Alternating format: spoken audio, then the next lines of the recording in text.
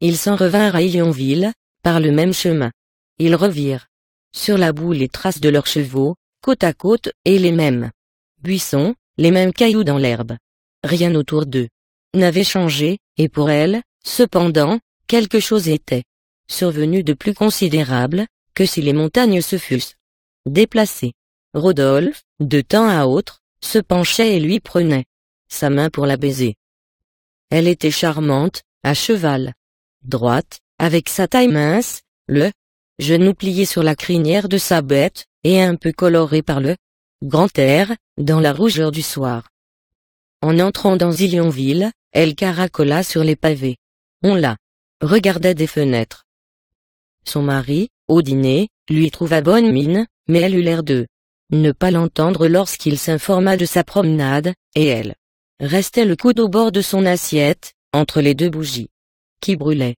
« Emma, dit-il. »« Quoi ? » ?»« Eh bien, j'ai passé cet après-midi, chez monsieur Alexandre. Il a une ancienne pouliche encore fort belle, un peu couronnée. Seulement, et qu'on aurait, je suis sûr, pour 100 d'écus. » Il ajouta. « Pensant même que cela te serait agréable, je l'ai retenue. Je l'ai achetée. Ai-je bien fait ? Dis-moi donc. » Elle remua la tête en signe d'assentiment, puis, un quart d'heure après. « Sors-tu ce soir ? » demanda-t-elle. « Oui. Pourquoi ? » « Oh, rien, mon ami. » Et, dès qu'elle fut débarrassée de Charles, elle monta s'enfermer dans sa chambre. D'abord, ce fut comme un étourdissement, elle voyait les arbres, les chemins, les fossés, Rodolphe, et elle sentait encore l'étreinte de ses bras, tandis que le feuillage frémissait et que les joncs sifflaient. Mais, en s'apercevant dans la glace, elle s'étonna de son visage.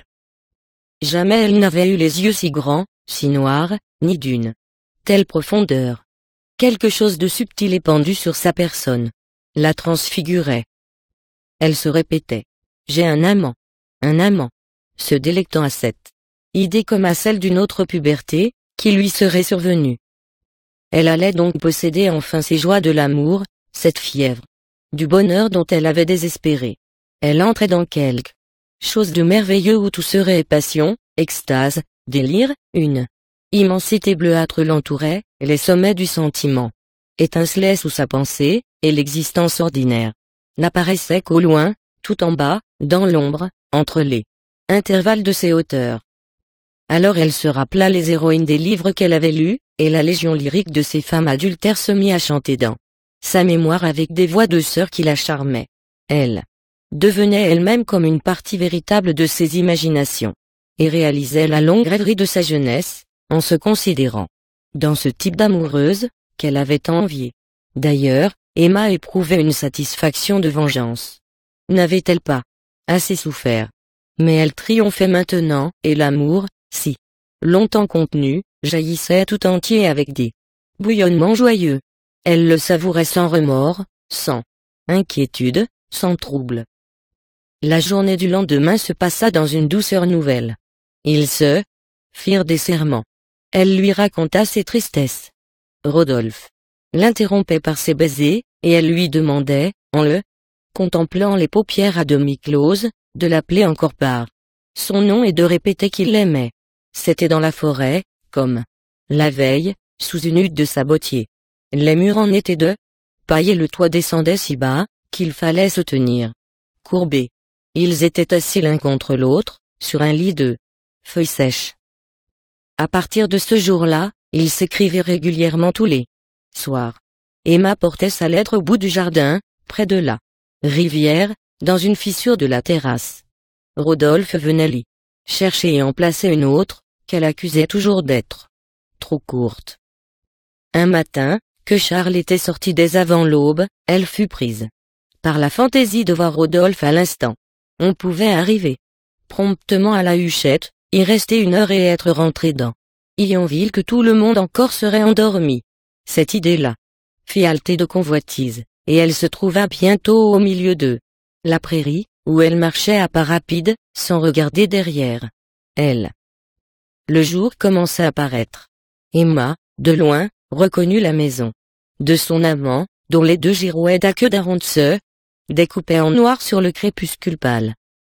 Après la cour de la ferme, il y avait un corps de logis qui devait être le château. Elle y entra, comme si les murs, à son approche, se fussent écartés d'eux-mêmes.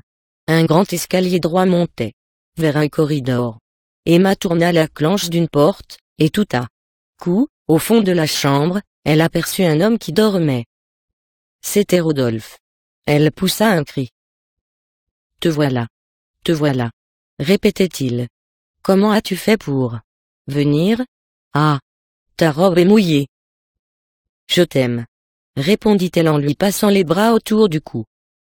Cette première audace lui ayant réussi, chaque fois maintenant que Charles sortait de bonne heure, Emma s'habillait vite et descendait à pas de loup le perron, qui conduisait au bord de l'eau. Mais, quand la planche aux vaches était levée, il fallait suivre les murs qui longeaient la rivière. La berge était glissante, elle s'accrochait de la main, pour ne pas tomber, au bouquet de ravenelles flétries. Puis elle prenait à travers des champs en labour, où elle enfonçait, trébuchait et empêtrait ses bottines minces. Son foulard, noué sur sa tête, s'agitait au vent dans les herbages. Elle avait peur des bœufs, elle se mettait à courir, elle arrivait soufflée, les joues roses, et exhalant de toute sa personne un frais parfum de sève, de verdure et de grand air. Rodolphe, à cette heure-là, dormait encore. C'était comme une matinée de printemps, qui entrait dans sa chambre. Les rideaux jaunes, le long des fenêtres laissaient passer doucement une lourde lumière blonde. Emma tâtonnait en clignant des yeux, tandis que les gouttes de rosée suspendues à ses bandeaux faisaient comme une auréole de topaze tout autour de sa figure. Rodolphe, en riant, l'attirait à lui et il la prenait sur son cœur. Ensuite, elle examinait l'appartement, elle ouvrait les tiroirs des meubles, elle se peignait avec son peigne et se regardait dans le miroir à barbe. Souvent même, elle mettait entre ses dents le tuyau d'une grosse pipe qui était sur la table de nuit, parmi des citrons et des morceaux de sucre, près d'une carafe d'eau. Il leur fallait un bon quart d'heure pour les adieux. Alors Emma pleurait, elle aurait voulu ne jamais abandonner Rodolphe. Quelque chose de plus fort qu'elle la poussait vers lui, si bien qu'un jour, la voyant survenir à l'improviste, il fronça le visage comme quelqu'un de contrarié. « Qu'as-tu donc ?» dit-elle. « Souffres-tu? Parle-moi. » Enfin il déclara, d'un air sérieux, que ses visites devenaient imprudentes et qu'elle se compromettait. X. Peu à peu, ses craintes de Rodolphe la gagnèrent. L'amour l'avait enivrée d'abord, et elle n'avait songé à rien au-delà. Mais, à présent qu'il était indispensable à sa vie, elle craignait d'en perdre quelque chose, ou même qu'il ne fût troublé. Quand elle s'en revenait de chez lui, elle jetait tout alentour des regards inquiets, épiant chaque forme qui passait à l'horizon et chaque lucarne du village d'où l'on pouvait l'apercevoir. Elle écoutait les pas, les cris, le bruit des charrues, et elle s'arrêtait plus blême et plus tremblante que les feuilles des peupliers qui se balançaient sur sa tête. Un matin, qu'elle s'en retournait ainsi, elle crut distinguer tout à coup le long canon d'une carabine, qui semblait la tenir en joue. Il dépassait obliquement le bord d'un petit tonneau, à demi enfoui entre les herbes, sur la marge d'un fossé. Emma, prête à défaillir de terreur, avança cependant, et un homme sortit du tonneau, comme ces diables à boudin qui se dressent du fond des boîtes. Il avait des guêtres bouclées jusqu'aux genoux, sa casquette enfoncée jusqu'aux yeux, les lèvres grelottantes et le nez rouge. C'était le capitaine Binet, à l'affût des canards sauvages. « Vous auriez dû parler de loin » s'écria-t-il. « Quand on aperçoit un fusil, il faut toujours avertir. » Le percepteur, par là, tâchait de dissimuler la crainte qu'il venait d'avoir, car, un arrêté préfectoral ayant interdit la chasse aux canards autrement qu'en bateau, Monsieur Binet, malgré son respect pour les lois, se trouvait en contravention. Aussi, croyait-il à chaque minute entendre arriver le garde champêtre. Mais cette inquiétude irritait son plaisir, et, tout seul dans son tonneau, il s'applaudissait de son bonheur et de sa malice. À la vue d'Emma, il parut soulagé d'un grand poids, et aussitôt, entamant la conversation. Il ne fait pas chaud, ça pique. Emma ne répondit rien. Il poursuivit. Et vous voilà sorti de bien bonne heure? Oui, dit-elle en balbutiant, je viens de chez la nourrissou. Et mon enfant. Ah. Fort bien. Fort bien. Quant à moi, tel que vous me voyez, dès la pointe du jour je suis là, mais le temps est si crassineux, qu'à moins d'avoir la plume juste au bout. Bonsoir, monsieur Binet, interrompit-elle en lui tournant les talons. Serviteur, madame, reprit-il d'un ton sec. Et il rentra dans son tonneau. Emma se repentit d'avoir quitté si brusquement le percepteur. Sans doute, il allait faire des conjectures défavorables. L'histoire de la nourrice était la pire excuse, tout le monde sachant bien à Yonville que la petite Bovary, depuis 1 an, était revenue chez ses parents. D'ailleurs, personne n'habitait aux environs, ce chemin ne conduisait qu'à la Huchette, Binet donc avait deviné d'où elle venait, et il ne se tairait pas, il bavarderait, c'était certain. Elle resta jusqu'au soir à se torturer l'esprit dans tous les projets de mensonges imaginables, et ayant sans cesse devant les yeux cet imbécile à carnassière. Charles, après le dîner, la voyant soucieuse, voulut, par distraction, la conduire chez le pharmacien, et la première personne qu'elle aperçut dans la pharmacie, ce fut encore lui, le percepteur. Il était debout devant le comptoir, éclairé par la lumière du bocal rouge, et il disait: Donnez-moi, je vous prie, une demi-once de vitriol. Justin, cria l'apothicaire, apporte-nous l'acide sulfurique. Puis, à Emma, qui voulait monter dans l'appartement de madame Homais. Non, restez, ce n'est pas la peine, elle va descendre. Chauffez-vous au poêle en attendant. Excusez-moi. Bonjour, docteur, car le pharmacien se plaisait beaucoup à prononcer ce mot. Docteur, comme si en l'adressant à un autre, il eût fait rejaillir sur lui-même quelque chose de la pompe qu'il y trouvait. Mais, prends garde de renverser les mortiers. Va plutôt chercher les chaises de la petite salle, tu sais bien qu'on ne dérange pas les fauteuils du salon. Et, pour remettre en place son fauteuil, Homais se précipitait hors du comptoir, quand Binet lui demanda une demi-once d'acide de sucre. Acide de sucre? Fit le pharmacien dédaigneusement. Je ne connais pas, j'ignore. Vous voulez peut-être de l'acide oxalique? C'est oxalique, n'est-il pas vrai? Binet expliqua qu'il avait besoin d'un mordant pour composer même une eau de cuivre avec quoi dérouiller diverses garnitures de chasse. Emma tressaillit. Le pharmacien se mit à dire: En effet, le temps n'est pas propice, à cause de l'humidité. Cependant, reprit le percepteur d'un air finaud, il y a des personnes qui s'en arrangent. Elle étouffait. Donnez-moi encore. Il ne s'en ira donc jamais, pensait-elle. Une demi-once d'arcanson et de térébenthine, 4 onces de cire jaune, et 3 demi-onces de noir animal, s'il vous plaît, pour nettoyer les cuirs vernis de mon équipement.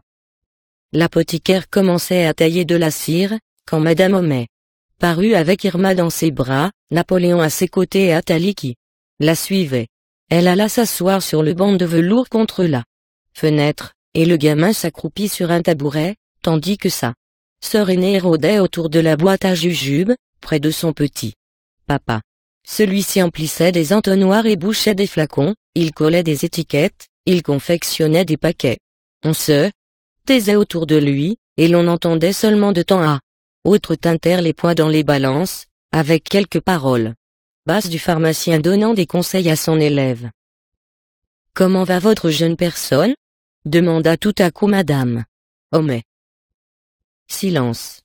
exclama son mari, qui écrivait des chiffres sur le cahier de brouillon. « Pourquoi ne l'avez-vous pas amené ?» reprit-elle à demi-voix. « Chut, chut !» fit Emma en désignant du doigt l'apothicaire. Mais Binet, tout entier à la lecture de l'addition, n'avait rien entendu probablement. Enfin il sortit. Alors Emma, débarrassée, poussa un grand soupir. « Comme vous respirez fort !» dit madame Homais. « Ah, c'est qu'il fait un peu chaud, répondit-elle. Ils avisèrent donc, le lendemain, à organiser leur rendez-vous. Emma voulait corrompre sa servante par un cadeau, mais il eût mieux valu découvrir à Yonville quelques maisons discrètes. Rodolphe promit d'en chercher une. Pendant tout l'hiver, 3 ou 4 fois la semaine, à la nuit noire, il arrivait dans le jardin. Emma, tout exprès, avait retiré la clé de la barrière, que Charles crut perdue. Pour l'avertir, Rodolphe jetait contre les persiennes une poignée de sable. Elle se levait en sursaut, mais quelquefois il lui fallait attendre, car Charles avait la manie de bavarder au coin du feu, et il n'en finissait pas. Elle se dévorait d'impatience, si ses yeux l'avaient pu, ils l'eussent fait sauter par les fenêtres. Enfin, elle commençait sa toilette de nuit, puis, elle prenait un livre et continuait à lire fort tranquillement, comme si la lecture l'eût amusée. Mais Charles, qui était au lit, l'appelait pour se coucher. « Viens donc, Emma, disait-il, il est temps. »« Oui, j'y vais, » répondait-elle. Cependant, comme les bougies l'éblouissaient, il se tournait vers le mur et s'endormait. Elle s'échappait en retenant son haleine, souriante, palpitante, déshabillée. Rodolphe avait un grand manteau, il l'en enveloppait tout entière, et, passant le bras autour de sa taille, il l'entraînait sans parler jusqu'au fond du jardin. C'était sous la tonnelle, sur ce même banc de bâtons pourris où, autrefois Léon la regardait si amoureusement, durant les soirs d'été. Elle ne pensait guère à lui maintenant. Les étoiles brillaient à travers les branches du jasmin sans feuilles. Ils entendaient derrière eux la rivière qui coulait, et, de temps à autre, sur la berge, le claquement des roseaux secs. Des massifs d'ombre, çà et là, se bombaient dans l'obscurité, et, parfois, frissonnant tous d'un seul mouvement, ils se dressaient et se penchaient comme d'immenses vagues noires qui se fussent avancées pour les recouvrir. Le froid de la nuit les faisait s'étreindre davantage, les soupirs de leurs lèvres leur semblaient plus forts, leurs yeux, qu'ils entrevoyaient à peine, leur paraissaient plus grands, et, au milieu du silence, il y avait des paroles dites tout bas qui tombaient sur leur âme avec une sonorité cristalline, et qui s'y répercutaient en vibrations multipliées. Lorsque la nuit était pluvieuse, il s'allait réfugier dans le cabinet aux consultations, entre le hangar et l'écurie. Elle allumait un des flambeaux de la cuisine, qu'elle avait caché derrière les livres. Rodolphe s'installait là comme chez lui.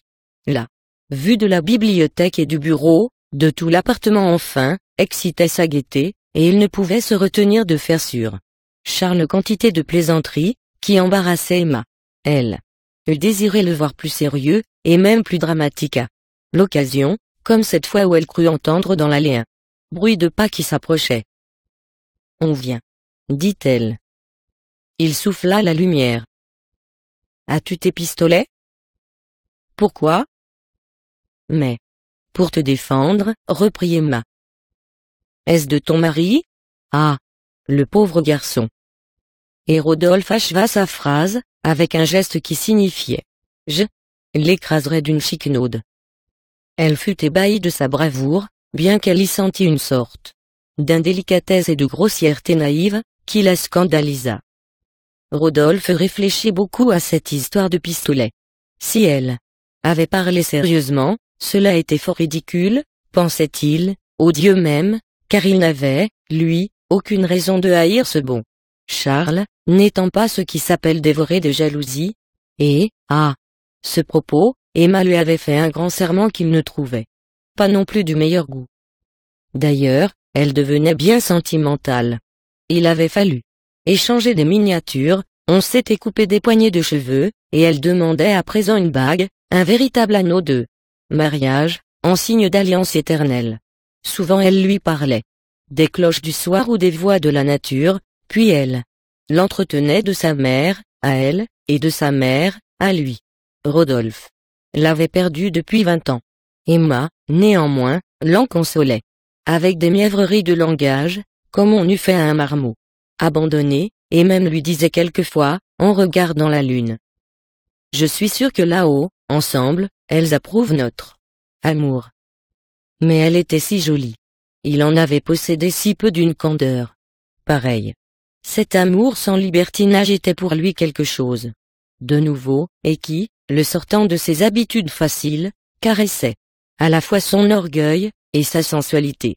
L'exaltation d'Emma, que son bon sens bourgeois dédaignait, lui semblait au fond du cœur charmante, puisqu'elle s'adressait à sa personne. Alors, sûr d'être aimé, il ne se gêna pas, et insensiblement ses façons changèrent.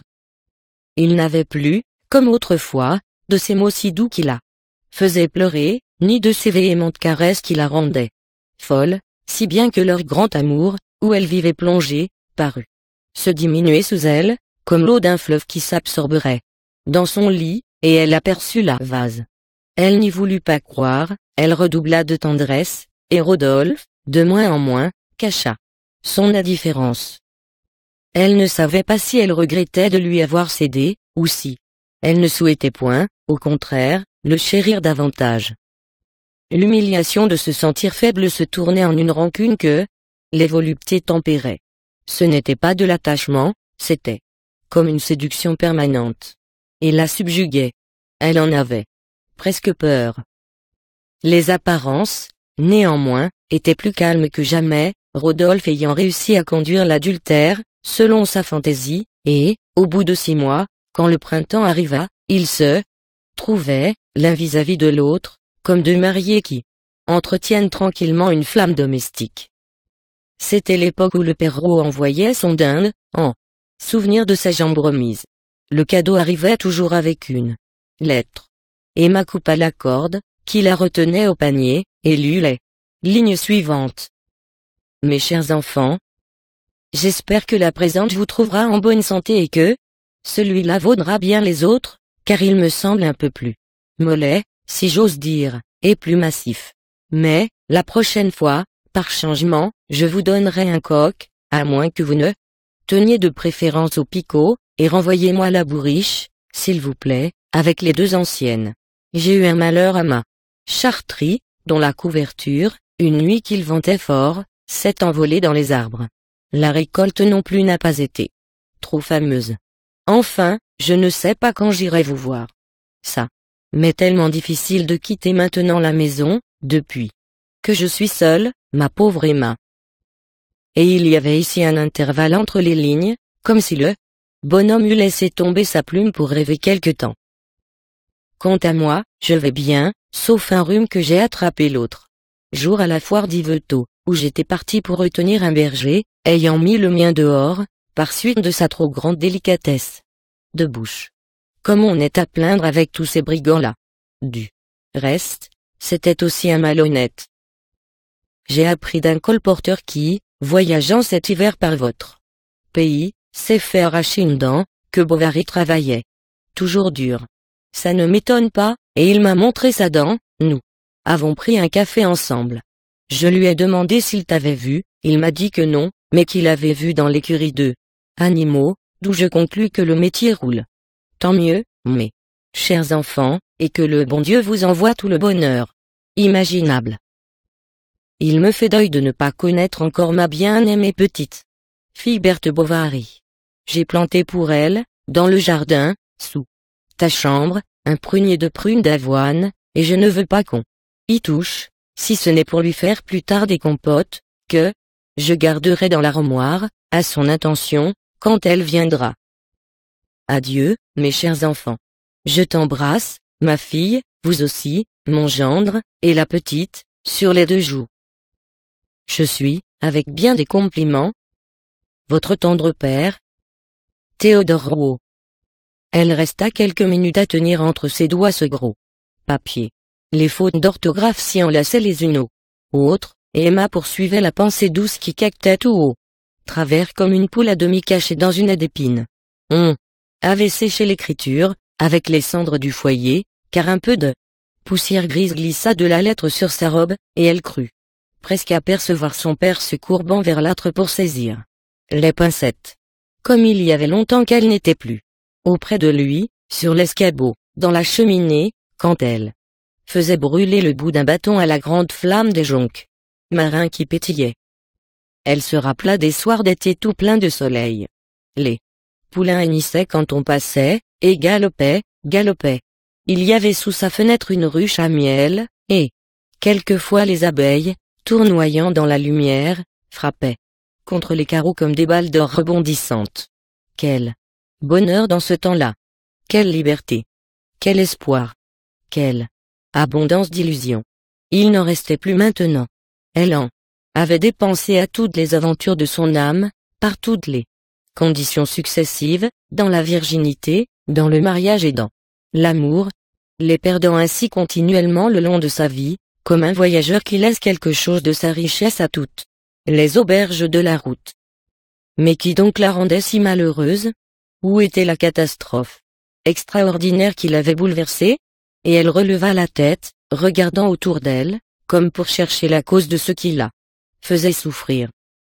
Un rayon d'avril chatoyait sur les porcelaines de l'étagère, le feu brûlait, elle sentait sous ses pantoufles la douceur du tapis, le jour était blanc, l'atmosphère tiède, et elle entendit son enfant qui poussait des éclats de rire.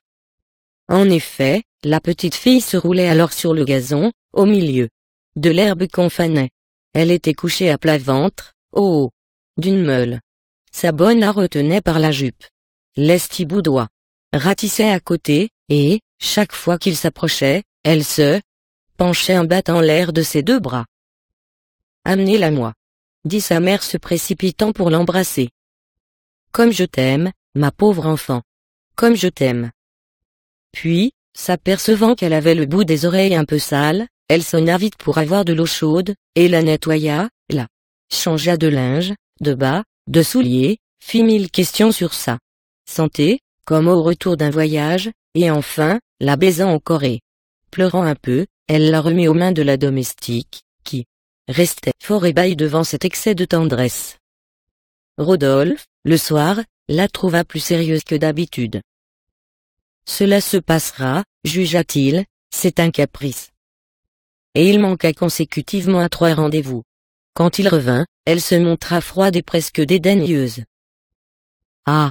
Tu perds ton temps, ma mignonne. » Et il eut l'air de ne point remarquer ses soupirs mélancoliques, ni le mouchoir qu'elle tirait. C'est alors qu'Emma se repentit. Elle se demanda même pourquoi donc elle exécrait Charles, et s'il n'eût pas été meilleur de le pouvoir aimer.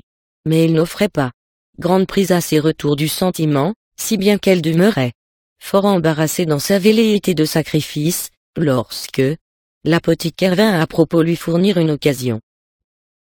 11. Il avait lu dernièrement l'éloge d'une nouvelle méthode pour la cure des pieds beaux, et comme il était partisan du progrès, il conçut cette idée patriotique que Yonville, pour se mettre au niveau, devait avoir des opérations de stréphopodie. Car, disait-il à Emma, que risque-t-on? Examiner, et il énumérait, sur ses doigts, les avantages de la tentative, succès presque certain, soulagement et embellissement du malade, célébrité vite acquise à l'opérateur. Pourquoi votre mari, par exemple, ne voudrait-il pas débarrasser ce pauvre Hippolyte, du lion d'or? Notez qu'il ne manquerait pas de raconter sa guérison à tous les voyageurs, et puis, Homais baissait la voix et regardait autour de lui. Qui donc m'empêcherait d'envoyer au journal une petite note là-dessus? Eh! Mon Dieu! Un article circule. On en parle. Cela finit par faire la boule de neige. Et qui sait? Qui sait? En effet, Bovary pouvait réussir, rien n'affirmait à Emma qui ne fût pas habile, et quelle satisfaction, pour elle que de l'avoir engagée à une démarche d'où sa réputation et sa fortune se trouveraient accrues. Elle ne demandait qu'à s'appuyer sur quelque chose de plus solide que l'amour. Charles, sollicité par l'apothicaire et par elle, se laissa convaincre. Il fit venir de Rouen le volume du docteur Duval, et, tous les soirs, se prenant la tête entre les mains, il s'enfonçait dans cette lecture. Tandis qu'il étudiait les équins, les varus et les valgus, c'est-à-dire la stréphocatopodie, la stréphendopodie et la stréphexopodie, ou, pour parler mieux, les différentes déviations du pied, soit en bas, en dedans ou en dehors, avec la stréphipopodie et la stréphanopodie, autrement dit torsion en dessous et redressement en haut. Monsieur Homais par toutes sortes de raisonnements, exhortait le garçon d'auberge à se faire opérer. À peine sentiras-tu, peut-être, une légère douleur, c'est une Simple piqûre comme une petite saignée, moins que l'extirpation de certains corps. Hippolyte, réfléchissant, roulait des yeux stupides. Du reste, reprenait le pharmacien, ça ne me regarde pas. C'est pour toi. Par humanité pure.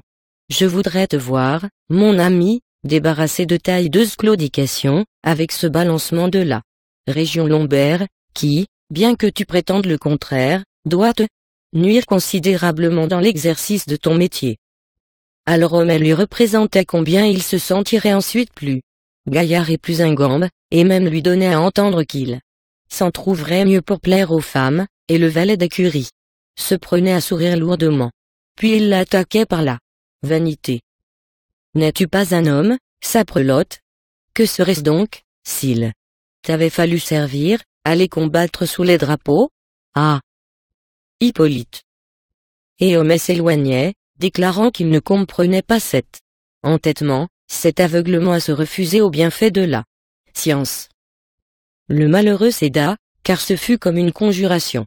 Binet, qui ne se mêlait jamais des affaires d'autrui, Madame Lefrançois, Artémise, les voisins, et jusqu'au maire, Monsieur Tuvache, tout le monde l'engagea, le sermonna, lui faisait honte, mais ce qui acheva de le décider, c'est que ça ne lui coûterait rien.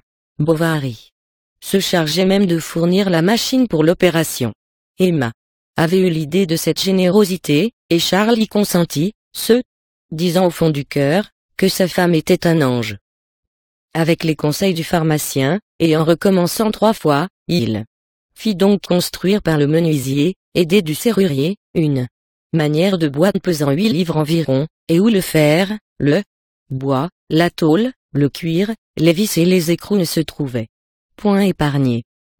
Cependant, pour savoir quel tendon couper à Hippolyte, il fallait connaître d'abord quelle espèce de pied-bois il avait. Il avait un pied faisant, avec la jambe une ligne presque droite, ce qui ne l'empêchait pas d'être tourné en dedans, de sorte que c'était un équin mêlé d'un peu de varus, ou bien un léger varus. Fortement accusé d'équin. Mais, avec cet équin, large en effet, comme un pied de cheval, à peau rugueuse, à tendons secs, à gros orteils, et où les ongles noirs figuraient les clous d'un fer, le stréphopode, depuis le matin jusqu'à la nuit, galopait comme un cerf. On le voyait continuellement sur la place, sautiller tout autour des charrettes, en jetant en avant son support inégal.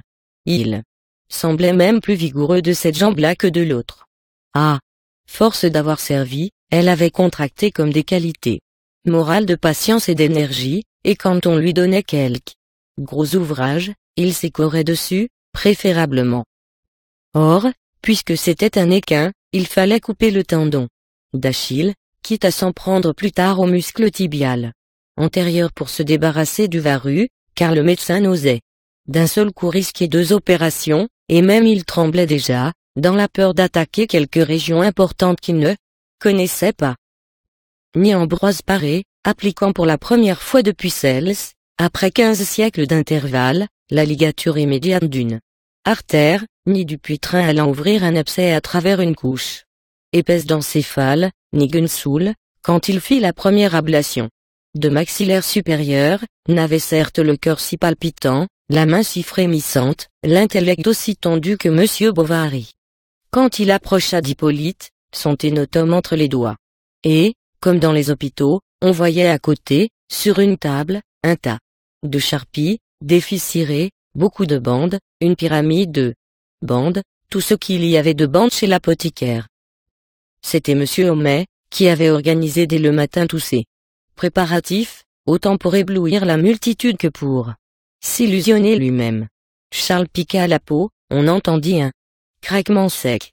Le tendon était coupé, l'opération était finie. Hippolyte n'en revenait pas de surprise, il se penchait sur les mains de Bovary pour les couvrir de baisers. Allons, calme-toi, disait l'apothicaire, tu témoigneras plus tard ta reconnaissance envers ton bienfaiteur. Et il descendit compter le résultat à 5 ou 6 curieux qui stationnaient dans la cour, et qui s'imaginaient qu'Hippolyte allait reparaître marchant droit. Puis Charles, ayant bouclé son malade dans le moteur mécanique, s'en retourna chez lui, où Emma, tout anxieuse, l'attendait sur la porte. Elle lui sauta au cou, ils se mirent à table, il mangea beaucoup, et même il voulut, au dessert, prendre une tasse de café, débauche qu'il ne se permettait que le dimanche, lorsqu'il y avait du monde. La soirée fut charmante, pleine de causeries, de rêves en commun. Ils parlèrent de leur fortune future, d'améliorations à introduire.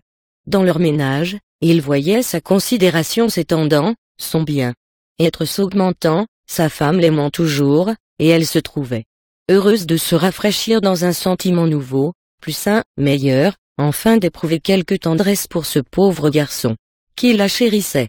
L'idée de Rodolphe, un moment, lui passa par la tête, mais ses yeux se reportèrent sur Charles. Elle remarqua même, avec surprise, qu'il n'avait point les dents vilaines.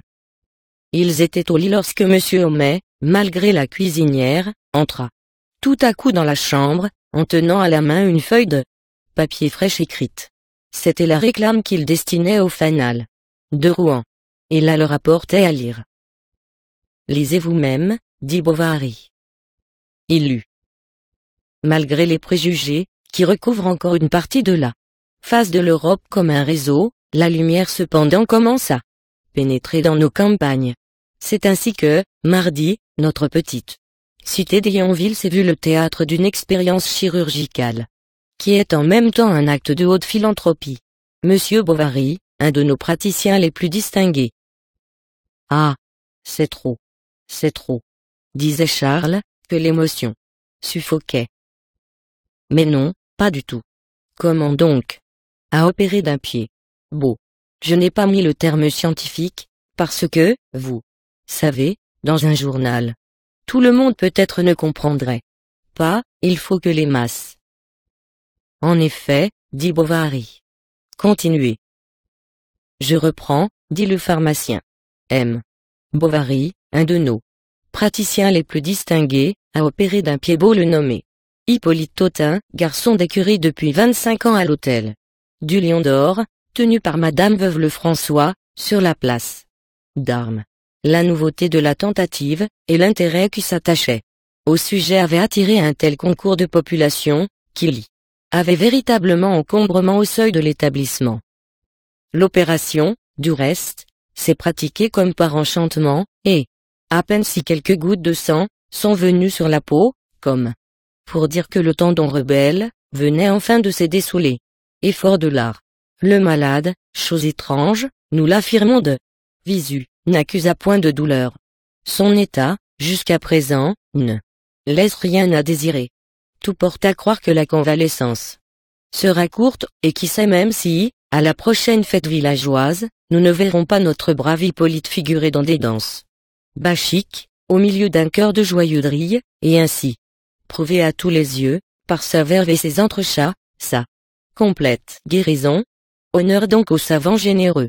Honneur à ces esprits infatigables, qui consacrent leur veille à l'amélioration ou bien au soulagement de leur espèce. Honneur. 3 fois honneur. N'est-ce pas le cas de s'écrier que les aveugles verront, les sourds entendront et les boiteux marcheront? Mais ce que le fanatisme autrefois promettait à ses élus, la science maintenant l'accomplit pour tous les hommes. Nous tiendrons nos lecteurs au courant des phases successives de cette cure si remarquable. Ce qui n'empêcha pas que, 5 jours après, la mère Lefrançois n'arriva tout effarée en s'écriant: « Au secours! Il se meurt! J'en perds la tête! » Charles se précipita vers le Lion d'Or, et le pharmacien qui l'aperçut passant sur la place, sans chapeau, abandonna la pharmacie. Il parut lui-même, haletant, rouge, inquiet, et demandant à tous ceux qui montaient l'escalier: « Qu'est donc notre intéressant stréphopode ?» Il se tordait, le stréphopode, dans des convulsions atroces, si bien que le moteur mécanique, où était enfermée sa jambe, frappait contre la muraille à la défoncer. Avec beaucoup de précautions, pour ne pas déranger la position du membre, on retira donc la boîte, et l'on vit un spectacle affreux. Les formes du pied disparaissaient dans une telle bouffissure, que la peau tout entière semblait près de se rompre, et elle était couverte d'échymoses occasionnées par la fameuse machine. Hippolyte déjà s'était plaint d'en souffrir, on y avait pris garde, il fallut reconnaître qu'il n'avait pas eu tort. complètement, et on le laissa libre quelques heures. Mais à peine l'édème eut-il un peu disparu, que les deux savants jugèrent à propos de rétablir le membre dans l'appareil, et en l'y serrant davantage, pour accélérer les choses.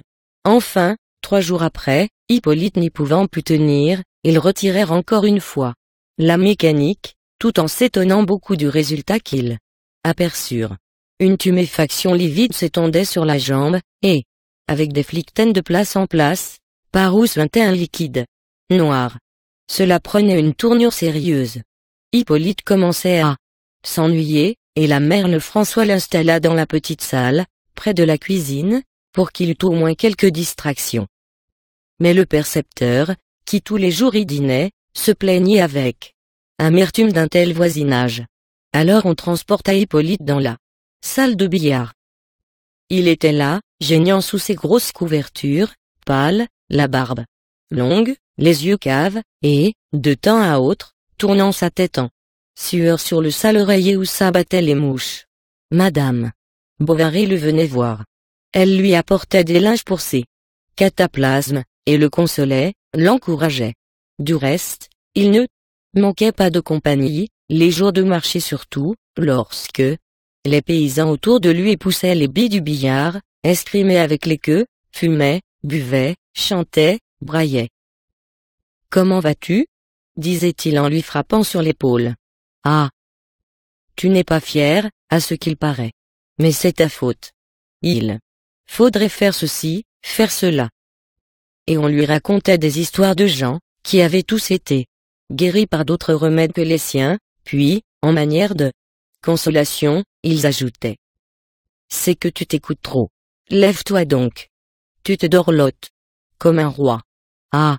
N'importe, vieux farceur. Tu ne sens pas bon. » La gangrène, en effet, montait de plus en plus. Bovary en était malade lui-même. Il venait à chaque heure, à tout moment.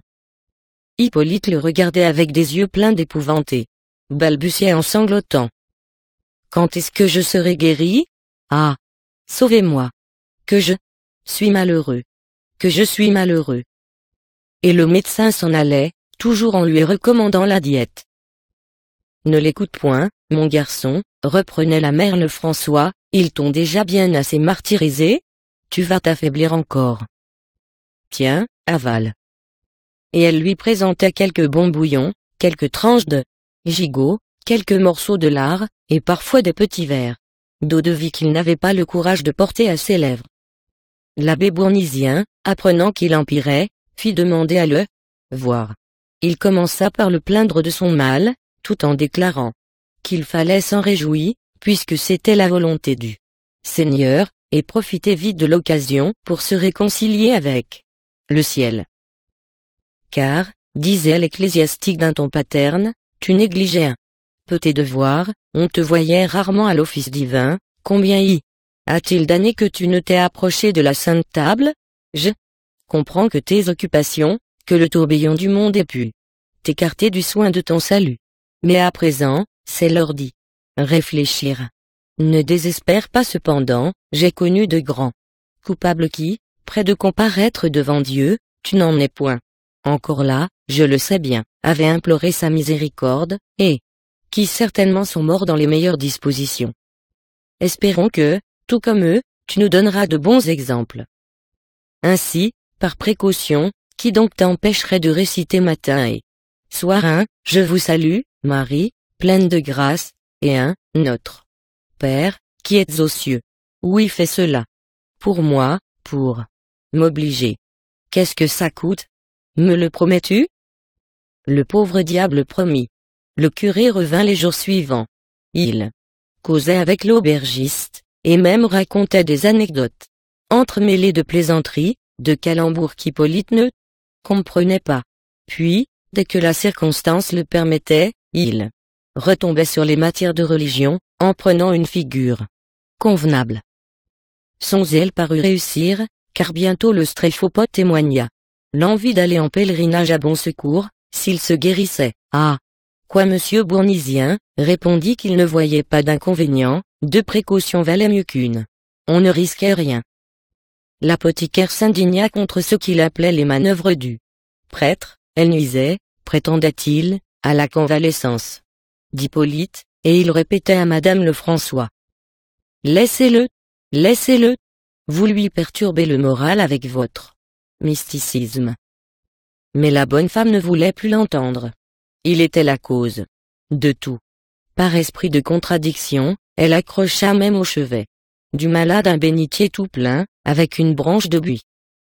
Cependant la religion pas plus que la chirurgie ne paraissait le secourir, et l'invincible pourriture, allait montant toujours des extrémités vers le ventre.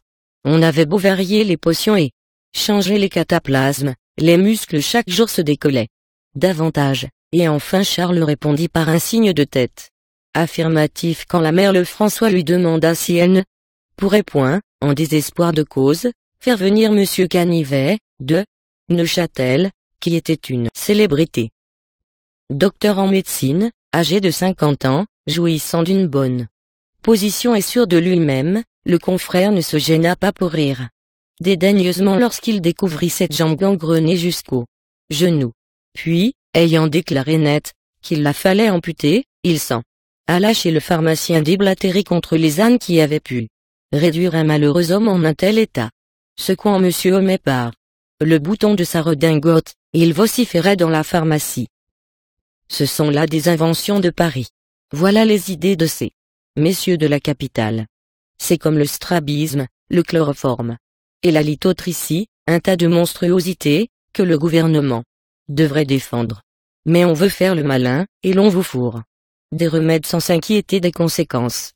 Nous ne sommes pas si forts que cela, nous autres, nous ne sommes pas des savants, des mirliflores, des jolis cœurs, nous sommes des praticiens, des guérisseurs, et nous n'imaginerions pas d'opérer quelqu'un qui se porte à merveille. Redresser des pieds beaux. Est-ce qu'on peut redresser les pieds beaux? C'est comme si l'on voulait, par exemple, rendre droit à un bossu.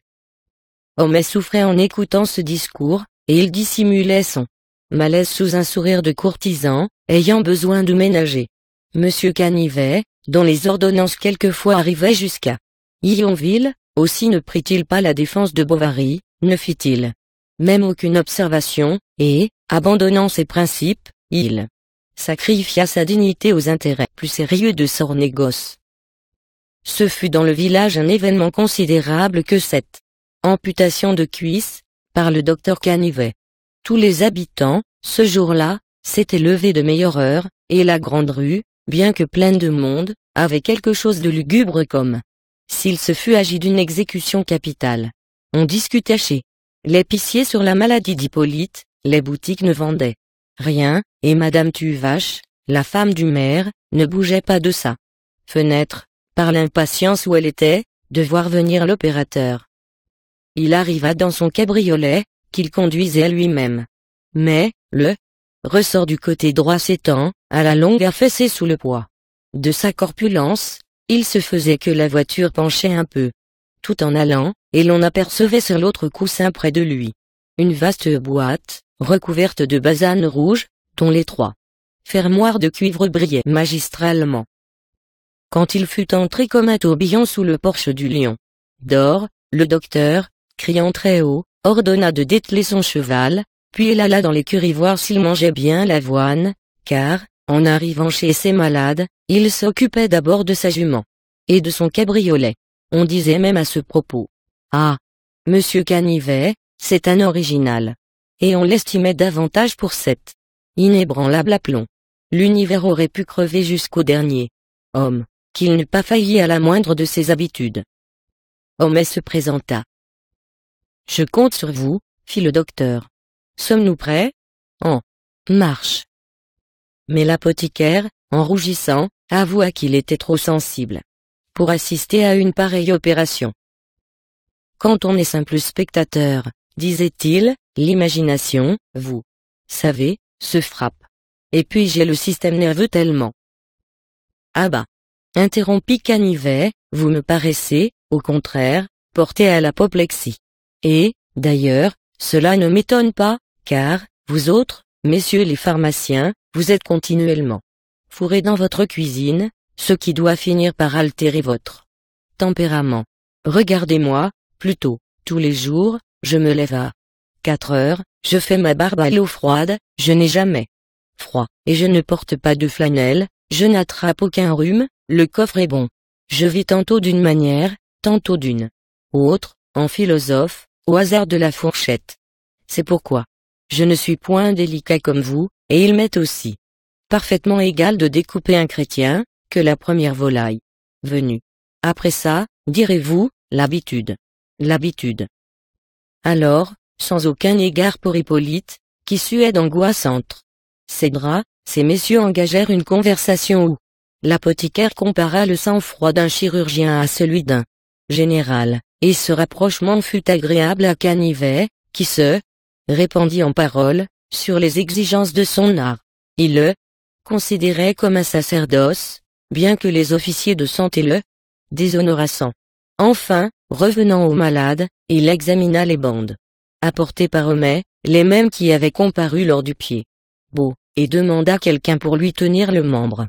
On envoya chercher Lestiboudois, et M. Canivet, ayant retroussé ses manches, passa dans la salle de billard, tandis que l'apothicaire restait avec Artémise et l'aubergiste, plus pâles toutes les deux que leur tablier, et l'oreille tendue contre la porte. Bovary, pendant ce temps-là, n'osait bouger de sa maison. Il se tenait en bas, dans la salle, assis au coin de la cheminée sans feu, le menton sur sa poitrine, les mains jointes, les yeux fixes. Quelle mésaventure, pensait-il, quel désappointement. Il avait pris pourtant toutes les précautions imaginables. La fatalité s'en était mêlée. N'importe. Si Hippolyte plus tard venait à mourir, c'est lui qui l'aurait assassiné. Et puis, quelle raison donnerait-il dans les visites, quand on l'interrogerait? Peut être. Cependant, s'était-il trompé en quelque chose? Il cherchait, ne trouvait pas. Mais les plus fameux chirurgiens se trompaient. Bien. Voilà ce qu'on ne voudrait jamais croire. On allait rire, au contraire, clabauder. Cela se répandrait jusqu'à Forges, jusqu'à Neuchâtel, jusqu'à Rouen. Partout. Qui sait si des confrères n'écriraient pas contre lui? Une polémique s'ensuivrait, il faudrait répondre dans les journaux. Hippolyte même pouvait lui faire un procès. Il se voyait déshonoré, ruiné, perdu. Et son imagination, assaillie par une multitude d'hypothèses, ballottait au milieu d'elle comme un tonneau vide emporté à la mer et qui roule sur les flots. Emma, en face de lui, le regardait, elle ne partageait pas son humiliation, elle en éprouvait une autre, c'était de s'être imaginé qu'un pareil homme pût valoir quelque chose, comme si 20 fois déjà elle n'avait pas suffisamment aperçu sa médiocrité. Charles se promenait de long en large, dans la chambre. Ses bottes craquaient sur le parquet. « Assieds-toi, dit-elle, tu m'agaces. » Il se rassit. Comment donc avait-elle fait, elle qui était si intelligente? Pour se méprendre encore une fois? Du reste, par quelle déplorable manie avoir ainsi abîmé son existence, en sacrifice continuel? Elle se rappela tous ses instincts de luxe, toutes les privations de son âme, les bassesses du mariage, du ménage, ses rêves tombant dans la boue comme des hirondelles blessées, tout ce qu'elle avait désiré, tout ce qu'elle s'était refusé, tout ce qu'elle aurait pu avoir. Et pourquoi? Pourquoi? Au milieu du silence, qui emplissait le village, un cri déchirant traversa l'air. Bovary devint pâle à s'évanouir. Elle fronça les sourcils d'un geste nerveux, puis continua. C'était pour lui. Cependant, pour cet être, pour cet homme qui ne comprenait rien, qui ne sentait rien. Car il était là, tout tranquillement, et sans même se douter que le ridicule de son nom allait désormais là salir comme lui. Elle avait fait des efforts pour l'aimer, et elle s'était repentie en pleurant, d'avoir cédé à un autre. Mais c'était peut-être un valgu, exclama soudain Bovary, qui méditait. Au choc imprévu de cette phrase tombant, sur sa pensée comme une balle de plomb clé un plat d'argent, Emma tressaillant leva la tête pour deviner ce qu'il voulait dire, et ils se regardèrent silencieusement, presque ébahis de se voir, tant ils étaient par leur conscience éloignés l'un de l'autre. Charles la considérait avec le regard trouble d'un homme ivre, tout en écoutant, immobile, les derniers cris de l'amputé qui se suivaient en modulation traînante, coupée de saccades aigus, comme le hurlement lointain de quelques bêtes qu'on égorge. Emma mordait ses lèvres blêmes, et, roulant entre ses doigts un des brins du polypier qu'elle avait cassé, elle fixait sur Charles la pointe ardente de ses prunelles, comme deux flèches de feu prêtes à partir. Tout en lui l'irritait maintenant, sa figure, son costume, ce qu'il ne disait pas, sa personne entière, son existence enfin. Elle se repentait, comme d'un crime, de sa vertu passée, et ce qui en restait encore s'écroulait sous les coups furieux de son orgueil. Elle se délectait dans toutes les ironies mauvaises de l'adultère triomphant. Le souvenir de son amant revenait à elle. Avec des attractions vertigineuses, elle y jetait son âme, emportée vers cette image par un enthousiasme nouveau, et Charles lui semblait aussi détaché de sa vie, aussi absent pour toujours, aussi impossible et anéanti, que s'il allait mourir et qu'il eût agonisé sous ses yeux. Il se fit un bruit de pas sur le trottoir. Charles regarda, et, à travers la jalousie baissée, il aperçut au bord des halles, en plein soleil, le docteur Canivet, qui s'essuyait le front avec son foulard. Homais, derrière lui, portait à la main une grande boîte rouge, et ils se dirigeaient tous les deux du côté de la pharmacie. Alors, par tendresse subite et découragement, Charles se tourna vers sa femme en lui disant: « Embrasse-moi donc, ma bonne. »« Laisse-moi, » fit-elle, toute rouge de colère. « Qu'as-tu ? Qu'as-tu » répétait-il stupéfait. « Calme-toi. Reprends. Toi. Tu sais bien que je t'aime. Viens. » « Assez » s'écria-t-elle d'un air terrible. Et s'échappant de la salle, Emma ferma la porte si fort, que le baromètre bondit de la muraille et s'écrasa par terre. Charles s'affaissa dans son fauteuil, bouleversé, cherchant ce qu'elle pouvait avoir, imaginant une maladie nerveuse, pleurant, et sentant vaguement circuler autour de lui quelque chose de funeste et d'incompréhensible. Quand Rodolphe, le soir, arriva dans le jardin, il trouva sa maîtresse qui l'attendait au bas du perron, sur la première marche. Ils s'étreignirent, et toute leur rancune se fondit comme une neige sous la chaleur de ce baiser. 12. Ils recommencèrent à s'aimer. Souvent même, au milieu de la journée, Emma lui écrivait tout à coup, puis, à travers les carreaux, faisait un signe à Justin, qui, dénouant vite sa serpillière, s'envolait à la huchette. Rodolphe arrivait, c'était pour lui dire qu'elle s'ennuyait, que son mari était odieux et son existence affreuse. « Est-ce que j'y peux quelque chose » s'écria-t-il un jour, impatienté. « Ah, si tu voulais. » Elle était assise par terre, entre ses genoux, les bandeaux dénoués, le regard perdu. « Quoi donc » fit Rodolphe. Elle soupira. « Nous irions vivre ailleurs. Quelque part. »« Tu es folle, vraiment, » dit-il en riant. « Est-ce possible ?» Elle revint là-dessus, il eut l'air de ne pas comprendre et détourna la conversation. Ce qu'il ne comprenait pas, c'était tout ce trouble dans une chose aussi simple que l'amour. Elle avait un motif, une raison, et comme un auxiliaire à son attachement. Cette tendresse, en effet, chaque jour s'accroissait davantage. Sous la répulsion du mari. Plus elle se livrait à l'un, plus elle exécrait l'autre. Jamais Charles ne lui paraissait aussi désagréable, avoir les doigts aussi carrés, l'esprit aussi lourd, les façons si communes, qu'après ses rendez-vous avec Rodolphe, quand ils se trouvaient ensemble. Alors, tout en faisant l'épouse et la vertueuse, elle s'enflammait à l'idée de cette tête dont les cheveux noirs se tournaient en une boucle vers le front hâlé, de cette taille à la fois si robuste et si élégante, de cet homme, enfin qui possédait tant d'expérience dans la raison, tant d'emportement dans le désir. C'était pour lui qu'elle se limait les ongles avec un soin de ciseleur, et qu'il n'y avait jamais assez de cold cream sur sa peau, ni de patchouli dans ses mouchoirs. Elle se chargeait de bracelets, de bagues, de colliers. Quand il devait venir, elle emplissait de roses ses deux grands vases de verre bleu, et disposait son appartement et sa personne comme une courtisane qui attend un prince. Il fallait que la domestique fût sans cesse à blanchir du linge, et, de toute la journée, Félicité ne bougeait de la cuisine, où le petit Justin, qui souvent lui tenait compagnie, la regardait travailler.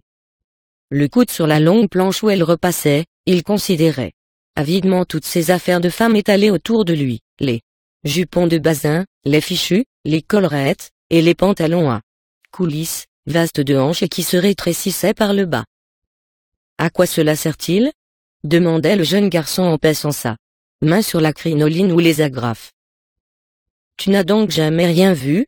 Répondait en riant Félicité, comme si ta patronne, Madame Homais, n'en portait pas de pareil. Ah bien oui. Madame Homais. Et il ajoutait d'un ton méditatif. Est-ce que c'est une dame comme madame? Mais Félicité s'impatientait de le voir tourner ainsi tout autour d'elle. Elle avait 6 ans de plus, et Théodore, le domestique de Monsieur Guillaumin, commençait à lui faire la cour. Laisse-moi tranquille, disait-elle en déplaçant son pot d'empois.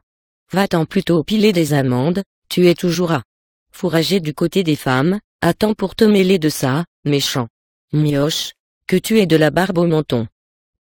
Allons, ne vous fâchez pas, je m'en vais vous faire ces bottines. Et aussitôt, il atteignait sur le chambranle les chaussures d'Emma, tout empâtée de crotte, la crotte des rendez-vous, qui se détachait en poudre sous ses doigts, et qu'il regardait monter doucement dans un rayon de soleil. Comme tu as peur de les abîmer, disait la cuisinière, qui n'y mettait pas tant de façon, quand elle les nettoyait elle-même, parce que madame, dès que l'étoffe n'était plus fraîche, les lui abandonnait. Emma en avait une quantité dans son armoire, et qu'elle gaspillait à mesure, sans que jamais Charles se permît la moindre observation. C'est ainsi qu'il déboursa 300 francs pour une jambe de bois dont elle jugea convenable de faire cadeau à Hippolyte. Le pilon en était garni de liège, et il y avait des articulations à ressort, une mécanique compliquée recouverte d'un pantalon noir, que terminait une botte vernie. Mais Hippolyte, n'osant à tous les jours se servir d'une si belle jambe, supplia Madame Bovary de lui en procurer une autre plus commode. Le médecin, bien entendu, fit encore les frais de cette acquisition. Donc, le garçon d'écurie peu à peu recommença son métier. On le voyait comme autrefois parcourir le village, et quand Charles entendait de loin, sur les pavés, le bruit sec de son bâton, il prenait bien vite une autre route. C'était Monsieur Lheureux, le marchand, qui s'était chargé de la commande, cela lui fournit l'occasion de fréquenter Emma. Il causait avec elle des nouveaux déballages de Paris, de mille curiosités féminines, se montrait fort complaisant, et jamais ne réclamait d'argent. Emma s'abandonnait à cette facilité de satisfaire tous ses caprices. Ainsi, elle voulut avoir, pour la donner à Rodolphe, une fort belle cravache qui se trouvait à Rouen, dans un magasin de parapluies. Monsieur Lheureux, la semaine d'après, lui posa sur sa table. Mais le lendemain il se présenta chez elle avec une facture de 270 francs, sans compter les centimes. Emma fut très embarrassée, tous les tiroirs du secrétaire étaient vides, on devait plus de 15 jours à Lestiboudois, 2 trimestres à la servante, quantité d'autres choses encore, et Bovary attendait impatiemment l'envoi de Monsieur de Roseraie, qui avait coutume, chaque année, de le payer vers la Saint-Pierre. Elle réussit d'abord à y conduire Lheureux, enfin il perdit patience, on le poursuivait, ses capitaux étaient absents, et, s'il ne rentrait dans quelques-uns, il serait forcé de lui reprendre toutes les marchandises qu'elle avait. Eh, reprenez-les, dit Emma. Oh, c'est pour rire, répliqua-t-il. Seulement, je ne regrette que la cravache. Ma foi, je la redemanderai à monsieur. Non, non, fit-elle. Ah, je te tiens, pensa Lheureux. Et, sûr de sa découverte, il sortit en répétant à demi-voix et avec son petit sifflement habituel. Soit, nous verrons, nous verrons. Elle rêvait comment se tirer de là, quand la cuisinière entrant, déposa sur la cheminée un petit rouleau de papier bleu, de la part de Monsieur de Roseraie. Emma sauta dessus, l'ouvrit. Il y avait 15. Napoléon. C'était le comte. Elle entendit Charles dans l'escalier, elle jeta l'or au fond de son tiroir et prit la clé. 3 jours après, l'heureux reparut. J'ai un arrangement à vous proposer, dit-il, si, au lieu de la somme convenue, vous vouliez prendre. La voilà, fit-elle en lui plaçant dans la main 14 Napoléon. Le marchand fut stupéfait. Alors, pour dissimuler son désappointement, il se répandit en excuses et en offres de service. qu'Emma refusa toutes, puis elle resta quelques minutes palpant dans la poche de son tablier les 2 pièces de 100 sous qu'il lui avait rendues. Elle se promettait d'économiser, afin de rendre plus tard. Ah bah, songea-t-elle, il n'y pensera plus. Outre la cravache à pommeau de vermeil, Rodolphe avait reçu un cachet avec cette devise, souligné à Mornel corps souligné, de plus, une écharpe pour se faire un cache-nez, et enfin un porte-cigare tout pareil à celui du vicomte, que Charles avait autrefois ramassé sur la route et qu'Emma conservait. Cependant ces cadeaux l'humiliaient. Il en refusa plusieurs, elle insista, et Rodolphe finit par obéir, la trouvant tyrannique et trop envahissante.